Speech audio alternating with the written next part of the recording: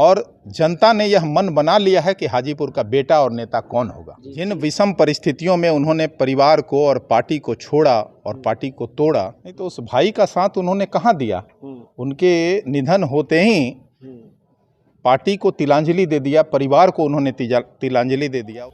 Hajipur seat को लेकर के बहुत दिनों से खींचातानी चल रही थी कि हाजीपुर सीट आखिरकार किसके खाते में जाएंगी, पशुपति पारस या चिराग पासवान के। लेकिन अंततः हाजीपुर सीट को लेकर के एनडीए में सब कुछ फाइनल हो चुका है, सीट का बंटवारा भी हो चुका है और हाजीपुर सीट जो है चिराग पासवान यानी लोजपा रामविलास के खाते में जा चुका है। इसको लेकर के लोजपा रामविलास के मुख्य प्रवक्ता राजेश भट्ट जी ने क्या कुछ कहा, पहले उस बयान को सुने।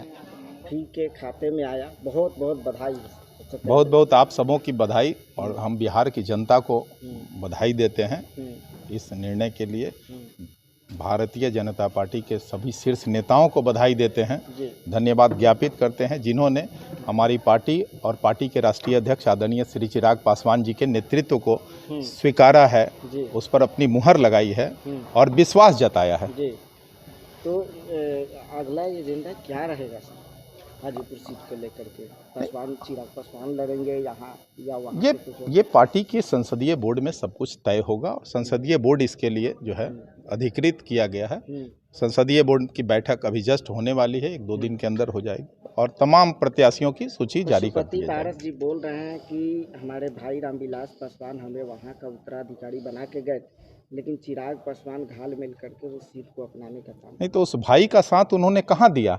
उनके निधन होते ही पार्टी को तिलांजलि दे दिया, परिवार को उन्होंने तिलांजलि दे दिया। उसके बाद भी वो हाजीपुर की सीट पर और पार्टी पर अपना हक जता रहे हैं, तो अब कौन सा मुंह लेके जता रहे हैं?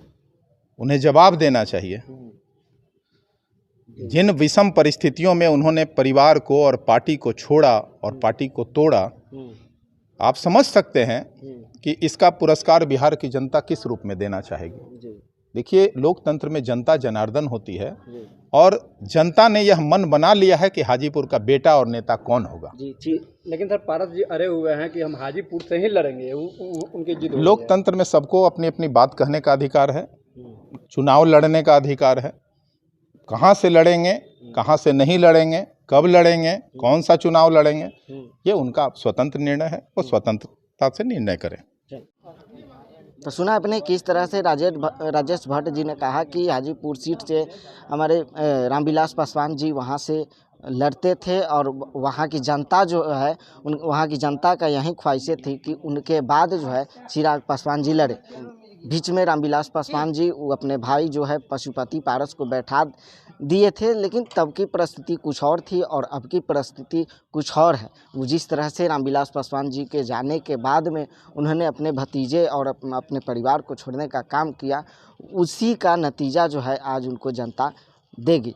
बहरहाल इस वीडियो के माध्यम से आपकी क्या प्रतिक्रिया, अपनी प्रतिक्रिया हमारे कमेंट बॉक्स में ज़रूर साझा करें।